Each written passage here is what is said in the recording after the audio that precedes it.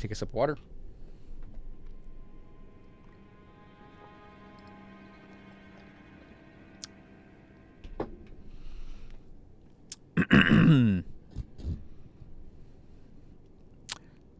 All right, so we have gone over my recommended spells, the spells I've gotten a lot of mileage out of. Now we're going to go over the rest. I actually didn't mention this in the previous little rundown. Swift Glenstone Shard, I actually do recommend this one. This is like honorable mention 2 after the Meteorite. Because it does not cost a lot. It is straight, it's like a straight shot. Range is okay. Doesn't deal a lot of damage. But if you want to just throw out tons of little things, it's really good for that. It's also probably better than Pebble on horseback, if I'm being honest. I don't use it now, but during the mid game, I did pair it with the Rock Sling, and that worked really well. Great Glenstone Shard, Glenstone Comet Shard, and Comet. I don't like any of them, even though I did use the Comet Shard. The problem is, well, look how close we have to get for this one. The problem with this one, our FP bar is halved now. Compared to what we can do with, say, Pebble with this, from a little further away, for far less FP, yeah, this one's real bad. This is the... What would the equivalent be? This is like Great Heavy Soul Arrow. No, Heavy Soul Arrow. Because Great Heavy Soul Arrow's fine. Normal Heavy Soul Arrow's really bad.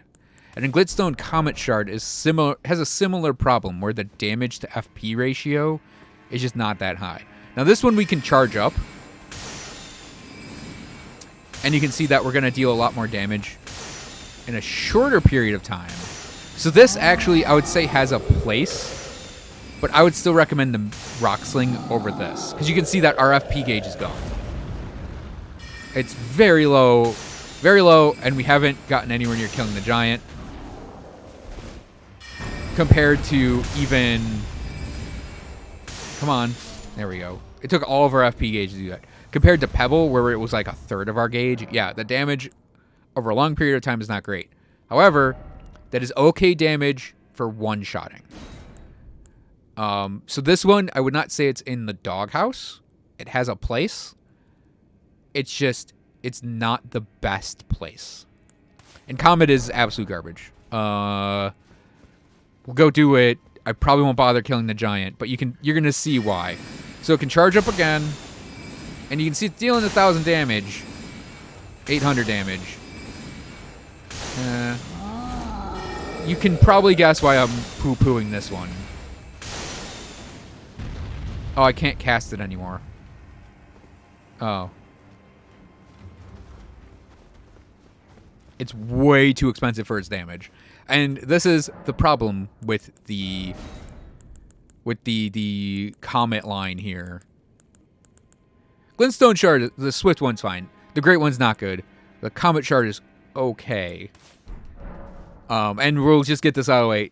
Shard Spiral is with these guys in the doghouse.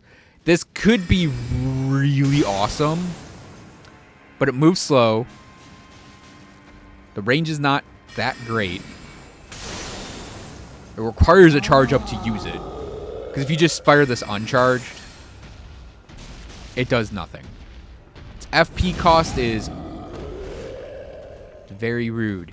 The FP cost is fine, but I think if this was super long range and just dealt more damage, it would be really good. Otherwise, it's just not. It also hits in that tiny area. So it would be great in a long flat hallway filled with enemies end to end. And when you're in the sewers in Lindell, you're probably just swinging your sword.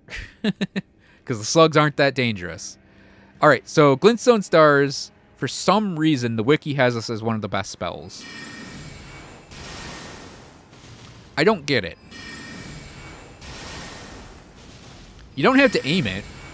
The FP cost is alright, but you have to let it charge to get your full damage.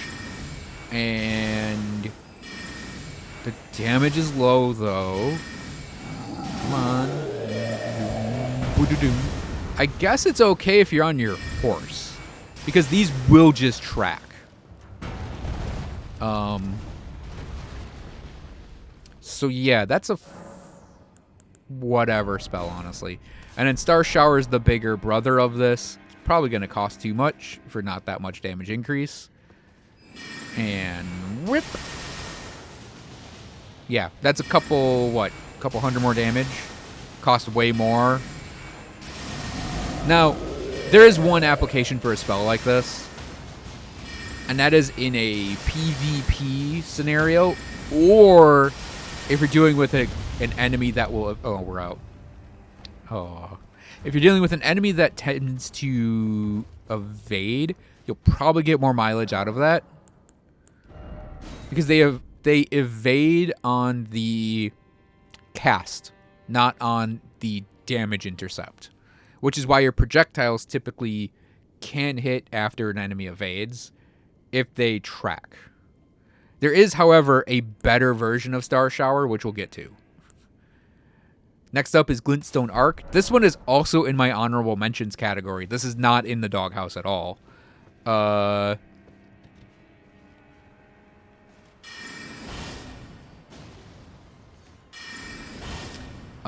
Because it... There we go. That blade is really good, for an early group killing thing. So if you use Pebble and Arc through most of the game, you will actually be completely fine. Like Pebble, Arc, and Rock Sling, they're mad carries. Like, they're absolute carry spells. The Astrologer gets this one at the beginning for free. It's really, really good. Any group of small enemies, especially early game, this just wipes them out. I would probably say you're gonna replace it with Rock Sling. So you have Pebble and Sling. But yeah, Glenstone Arc definitely has a place, and it can carry you pretty far. So Crystal Barrage. I think this one's a little closer. I think it Oh, no. That's right.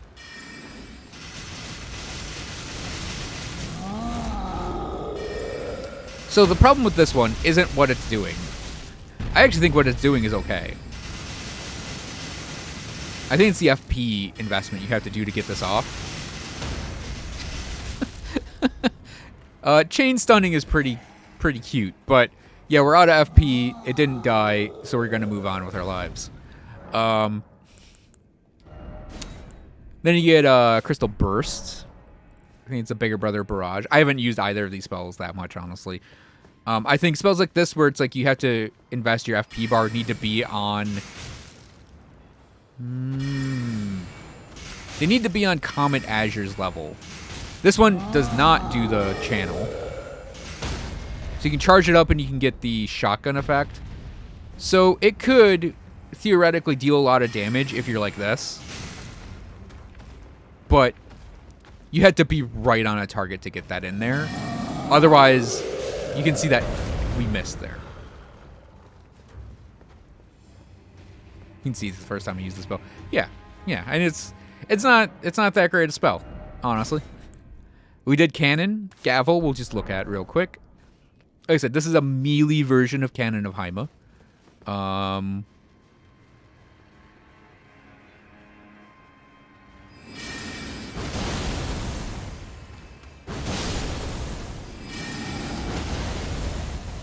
It's pretty cool, honestly.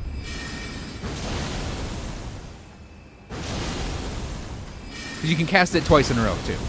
Now, you may have noticed the problem there. FP consumption. Outside of that, it's actually hunky-dory, but, you know, if you're in melee with a lot of groups, you could actually get a couple Cannon of Haimas off and deal quite quite a lot of damage. Or, sorry, Gavel of Hymas. I like Cannon more because of the range. Alright, so Shatter Earth. I would say this is bad Gavel. Ow. Because not only do you have to be right next to the target, that explosion's not big. So I'd probably hard pass it. There is a staff that does boost this one because it's one of the, like, 2 or 3 Stone Digger sorceries. But yeah, it's not that great. Rock Blaster might be fine. So Rock Blaster, you get this cool little thing here where you burn your FP. Ow. Where you burn your FP in melee. And it's like, no, we're never going to get this off if we're aggroed by a bunch of dudes. So I don't use this one a lot. There's probably someone out there who really loves it. And junk. So, yeah, again, reminds me a bit of Gavel as sort of a bad Gavel with this added effect of, like, this neat drill thing going on. But again, ow. It's an FP investment to do the drill thing. You have to be in melee, and you have to, like, you got to kind of poise through it. And chances are, you're not going to poise through it. Okay, so Scholar's Armament, I don't think we need to cast it, really. I don't know if I wanna. So, Scholar's Armament, why not? You know, let's put the Scholar's Shield on, too. I just realized I didn't cover the thing that I wanted to cover in the previous video about boosting. I was going to do some Rock Slings together. Maybe this one. Okay, so Scholar's Armament, you may notice is grayed out here. And we can't cast it. Because you can't enchant things that are magic. You need something mundane in your hand to put Scholar's Armament on.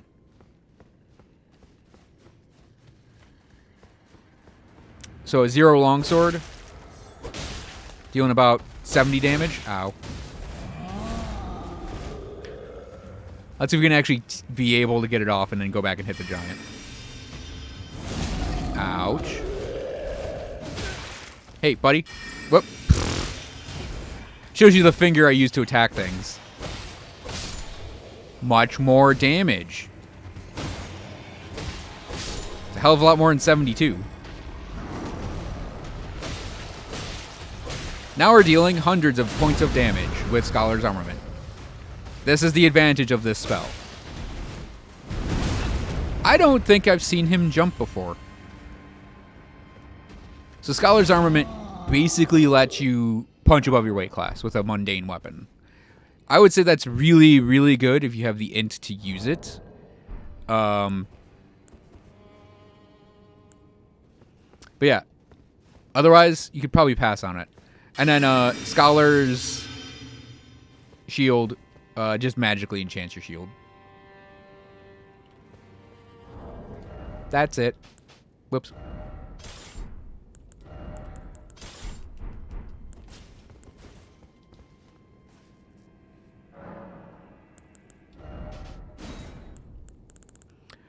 Starlight and Terra Magicus, Top's Barrier, and let's throw Lucidity in here and just get it out of the way.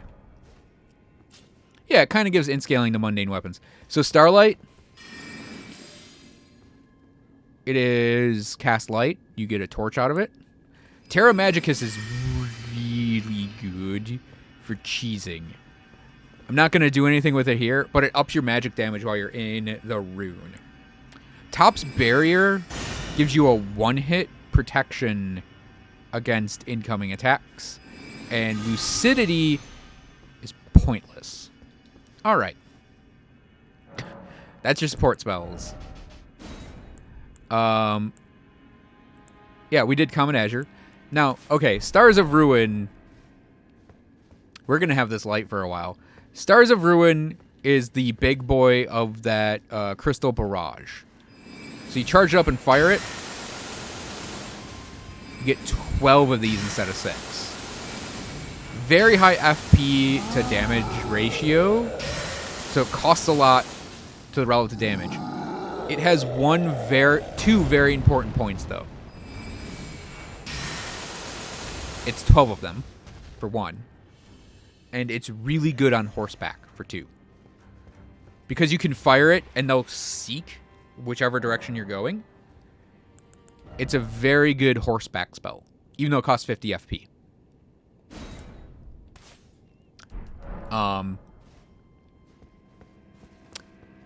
So I do kind of recommend it for that.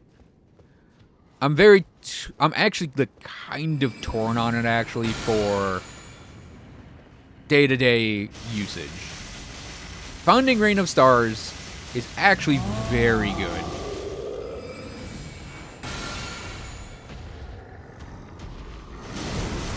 If you can keep enemies in it, it's a very good, technically very, very efficient spell, because you can fire it, forget it, and it's just going to deal damage for free.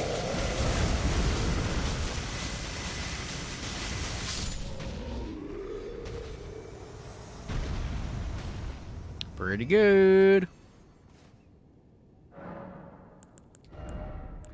Alright, Glint Blade, Magic Glint Blade. This is in my honorable mentions section. So is Founding Reign of Stars, I'm going to be honest. So Magic Glint Blade, we're just going to charge up and fire one off.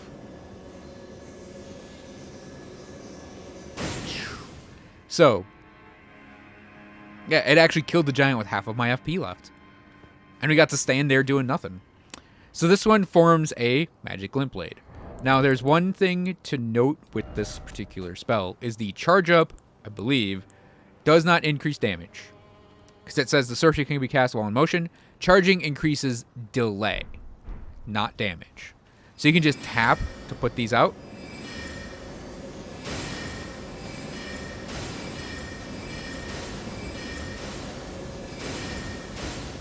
You may be wondering, why would you want this? Because it has this delay. Why would you just not use Pebble? Well, that's because with this, there's... Oh, it does increase damage. There's 575 versus 503. Okay. Damage increased.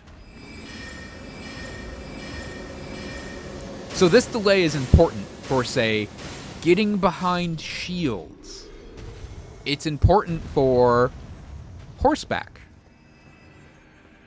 It's actually a really good spell for that utility of, I can put it out at position A, move to position B, and that creates a vulnerability in my enemy that I can use this spell for.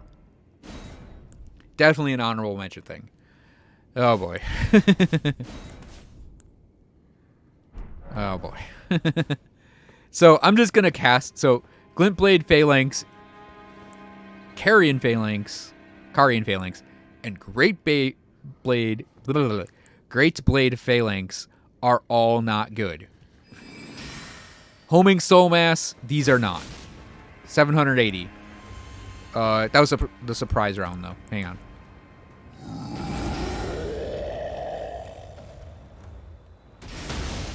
$707.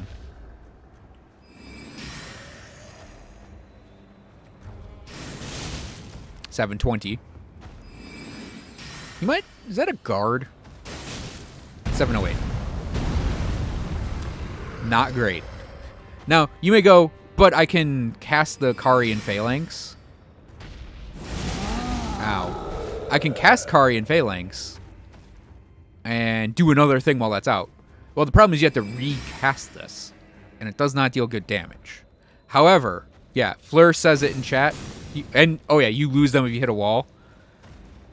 So it's significantly less damage if you lose your blades, which will happen. Also, they don't cross fog walls. You will lose them if you cross a fog wall. The Ash of War for this, though, is excellent. Karin Retaliation. I don't think we can do it. Karin Retaliation. You swing the shield to dispel an incoming sorcery and incantation, transforming the magic into retaliatory glint blades. Can also be used in the same way as a regular parry. That is very good. There are tons of sorcery enemies in the game that you can just parry the spell and you get 3 glint blades out of it for free. Well, it costs a little FP to use the ability, but it's free enough. Alright, Magic Downpour. I don't think I've cast this. This feels also like something we want to do like right here.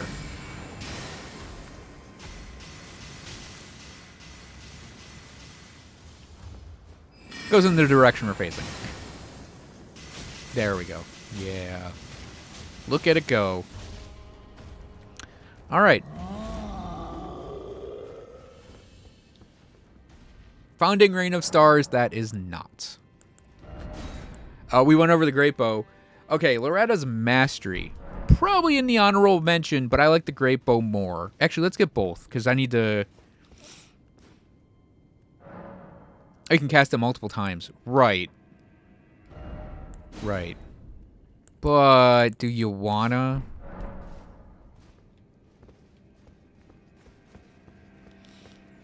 Alright. Surprise attack on the giant with the normal Great Bow. Full charge. 1177.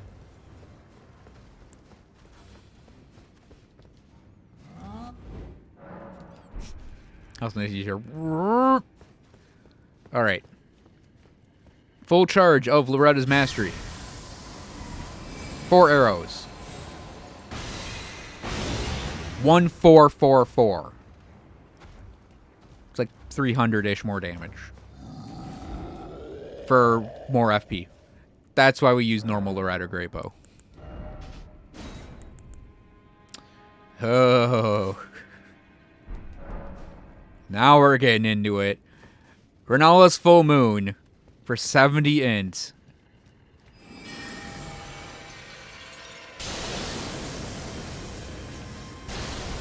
There it is. Now, granted, if we hit with our Moonlight Greatsword, we will do more damage than normal, because it puts a weakness or a debuff on the target. I believe it's 10% to magic damage. Ronnie's Full Moon, virtually the same exact spell. Dark Moon, sorry, Dark Moon. This one is, I believe, a 30% debuff. Might be 20%. But again, it costs a lot. It doesn't do a lot of damage. And... oh no, that was about the same. Might be wrong on that, actually. Yeah. Not a big fan of the Full Moon sorceries. If you're using the Mimic, though, definitely keep a Full Moon sorcery in your list. Because we did Karrion Slicer in the other overview. Karrion Greatsword.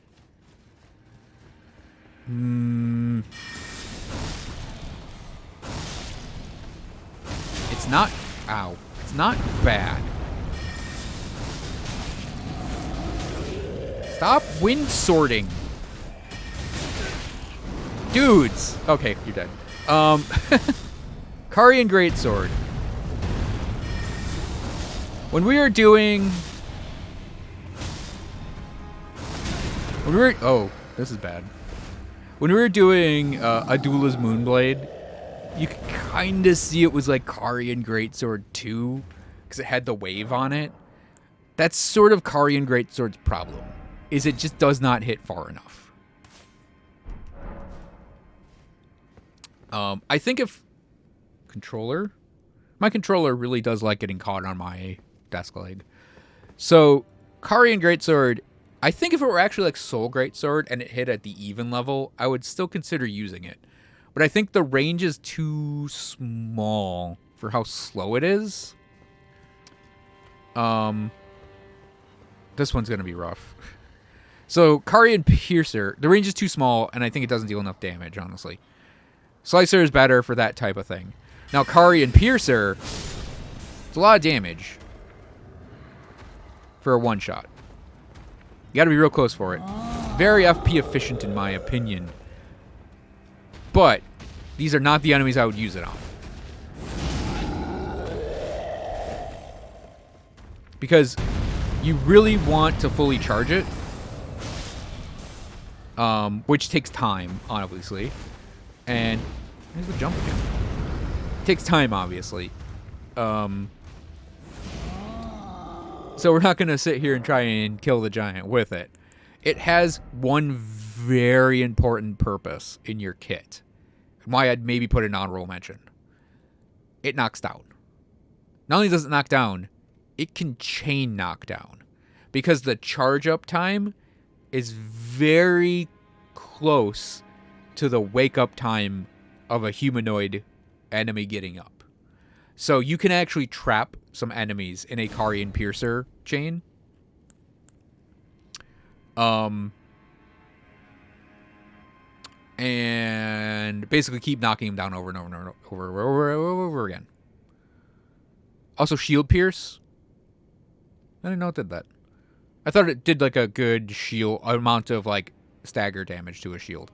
Okay, Karrion Retaliation we can't actually do. It is the exact same thing as the Ash of War I mentioned, but you'd use your staff instead of your shield. Ambush Shard is again honorable mention. So, man, I don't know if we can get a good view of it. Yeah, there you go. Oh, whoops. So, this is such a fun, weird spell. It causes you to summon your magic missile from behind. How neat is that for catching enemies that put their shields up? It's a little more expensive than Pebble and Glaive Blade, but still really good for that. All right, these two we'll just get out of the way. Night Shard, Night Comet. They are the weaker versions of your small Swift Glenstone Shard. And sort of a Glenstone Comet Shard? However, if you read the actual spell descriptions, they'll say semi-invisible, right? They're good for one thing. Enemies that dodge, I don't actually think they dodge them. Oh yeah, let's cast with the Staff of Loss and see what happens. I don't think they turn more invisible. No. But, yeah, they're good for catching enemies that like to roll a lot. Because I think the enemies are less inclined to actually avoid them. Alright, Eternal Darkness I'll cast, but... I mean, we'd have to go to Celia probably... Or, sorry, Ray Lucari to actually show this off. So, Eternal Darkness puts out this orb. And enemies that cast spells roughly near the orb, the spells sort of like vunk, vunk, vunk through. I think my problem with it is it drifts a tiny bit. And the drift makes it hard to really put in a good spot. It also doesn't last a long time. I think I would rather take the time it takes to cast this to kill the spellcasters that are shooting spells at me. And at a later date, maybe they'll change the size or the drift or something to make that worth it. But that is not today. All right, so we're going to skip over the flame sorceries because I don't have the faith to run the upper ones. So, oh, and the death sorceries and thorn sorceries and bubbles because I don't have the stats to run them. I can go and throw a magma shot.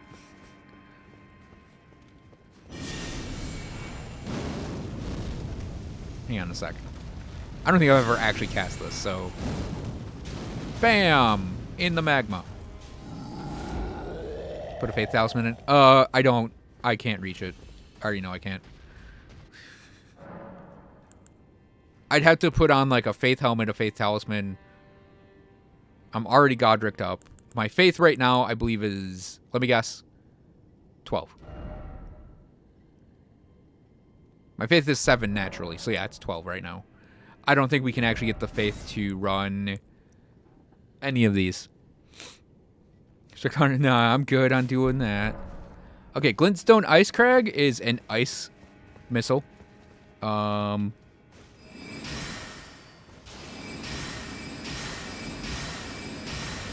It's not terrible. Honestly, it's not. It's probably worse than Pebble, but we have half our bar left, and we frosted him at one point. So yeah, I'd maybe honorable mention this one.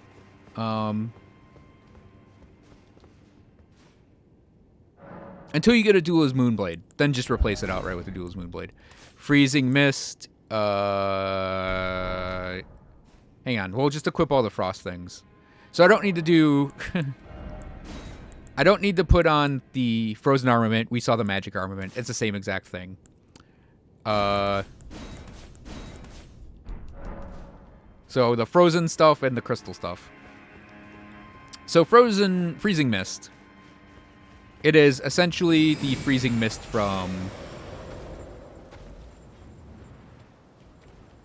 Dark Souls 3. Hey, we frosted him with it. Well, he just stood there. Whee! Yeah, that's what it does. No damage, no nothing special, just it's mist. And then the Zamor Ice Storm. There's damage on this one. It's not a lot. So I don't think I'd bother with it, honestly. Maybe if you're... I would say, though, this. Not to poo-poo out all the spells, because, again, personal preference plays a lot in this. If you're doing a Cold Sorcerer, by all means do Zamor or Ice Storm. Probably skip on Freezing Mist. But yeah, the Ice Crag, the Zamor Ice Storm, and a Duelist Moonblade are all pretty okay for that. Yeah, PvP, I could see Zamor Ice Storm being good in PvP. Because it just creates a trap area. Forces movement.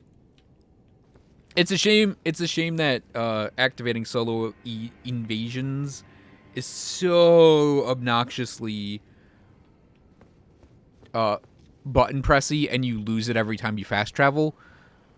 Really poo-poo doing it, like getting invasions going for me. Alright, Shattering Crystal. Shotgun of Crystals. Ow!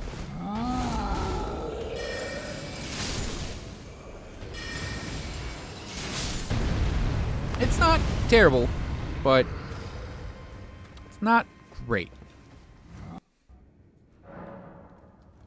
I think I'd just rather use the Moonblade, honestly.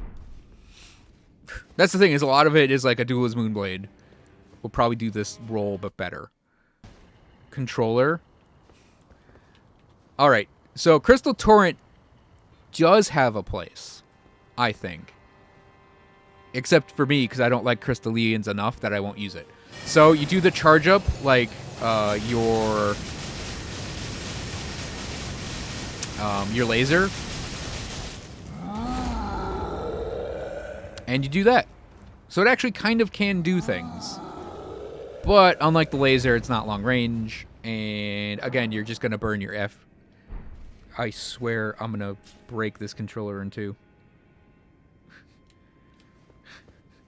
It's getting real annoying now. All right, yeah, I would say Crystal Torrent does have a place, but I would rather use Comet Azure. Crystal Release is like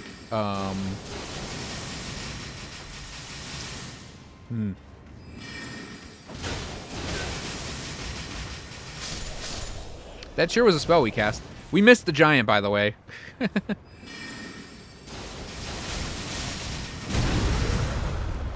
That's okay damage. The problem is you have to root yourself, and you stay still while you do it. Can you just channel it forever? Wait. No.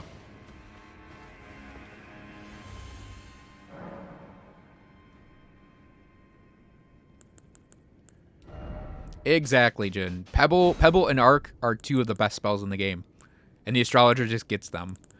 Oh man, the gravity magics. Oh man. Okay, little trick we're gonna do with this.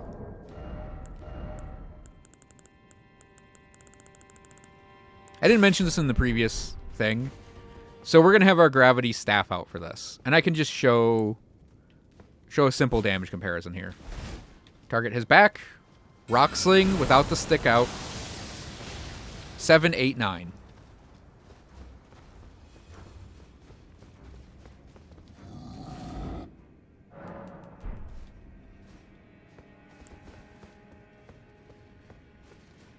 I was 6 afraid of 7, because 7, 8, 9. 1,024. Over 200 damage added on, just from the staff being out. That's the boost to gravity spells right there. Okay, Gravity Well. I don't know if this affects the giant, so we'll target the little dude. So Gravity Well. Boink. Does not affect the giant. So what Gravity Well does... the giant didn't care that we hit it with it.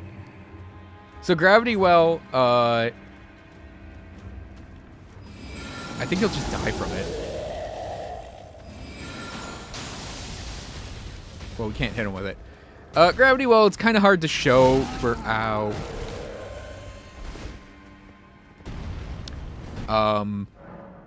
With something that's just going to die instantly. But when you use it, it'll pull enemies toward you a little bit. And in pulling enemies towards you, you can do some funny things like yank them off a cliff or knock them off a wall. There's an archer at the top of the lift room in this castle who you could just yank off the platform and down an elevator shaft. Collapsing Stars is like the big boy version of this. Not bad damage. You definitely want to get the charge off on it. But yeah, it's not going to affect the big guy. Because it's big. I don't think I'd use either Gravity Well or Collapsing Stars in the long run, though. Because I'd rather just kill the enemy. Right? Yeah, so, Meteorite. This is the baby version of Astal's Meteorite. It's not bad. You can channel it. Actually, we're probably going to kill the giant off of it. Oh, we were close. Didn't get the little dudes, though. But this is the big boy version.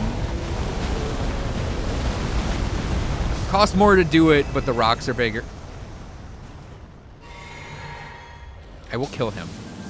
I'll kill him with rocks. There we go. Again, very large targets. You can deal a lot of damage in a short period of time with that. I mean, that's the gravity spells. I think that's actually all the sorceries, too. Alright, that is all the sorceries that I can cast. At some future date, I will get to doing the Magma, and the Death, and the Briar, and the Bubble sorceries. But today is not that day, for I am hungry and need a snack. And I kind of want to turn the stream off. But anyways, yeah, my recommended sorceries, and then a little talk about sorceries. And Elden Ring.